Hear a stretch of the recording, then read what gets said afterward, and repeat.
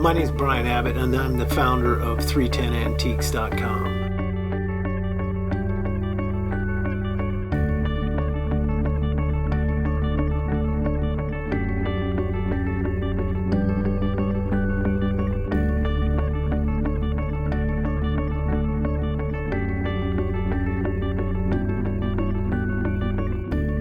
The next thing we're going to touch on is maybe we went over some famous makers. How about makers or jewelry that has a regional or historical significance of some kind?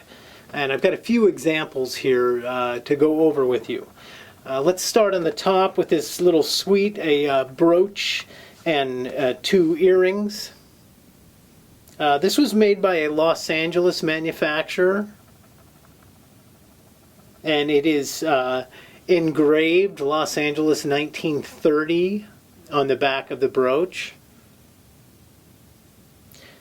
So it makes it a little bit interesting to people that collect estate jewelry in the Los Angeles area. That would be interesting. It would have some significance to them, and that can apply to your hometown. If you lived in let's just say Miami, Florida, and you found a piece of jewelry that was by an older Miami, Florida jeweler, it can be considered regionally collectible, and it's something something to know about. Here's something great down here. This is a pin of an old Spanish gold coin.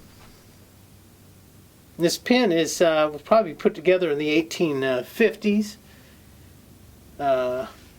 In that time frame. Now, what makes this unusual, it is a gold coin that's mounted in a gold bezel, but on the back of the bezel it is engraved with a family name, and then it says Clio SC, which is for Clio, South Carolina. So we know that this pin was owned and probably gifted to somebody in Clio, South Carolina in the 1850s. That makes it fairly unusual. This pin is actually accompanied by some additional material from that family, which makes it even more unusual and more valuable, but that's neat. And again, regionally significant. And particularly because it's from the South. Any precious metal objects from the South prior to the Civil War are going to have a bit more value than their northern counterparts, because they're more scarce. Then on either side here, you have this letter H. It's a monogram pin. And then you have over here a pin that is made of a shovel, a pickaxe, and a pan. Both of these pieces are Gold Rush era jewelry. Which Gold Rush? I would say that they're both from the time of the Alaska-Yukon Gold Rush, which took place at about the turn of the century, meaning about 1900. Went on a little bit before that, a little bit after that. But this is made with natural placer gold nuggets, if you want to call them that. They're tiny little pieces of placer gold that are applied upon a base metal plate.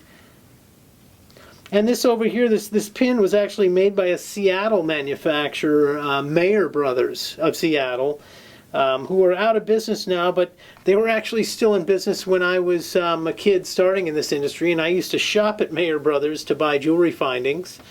So they were still there. I think they were in the 4th and Pike building. Pretty sure they were, if I recall correctly, that or the Joshua Green building. But they're both interesting. They're both considered Gold Rush era jewelry, and because of that, they'd be sought after or collected by Gold Rush jewelry collectors. So here's a few areas in estate jewelry that are considered collectible based on the region or historical event that was going on around them.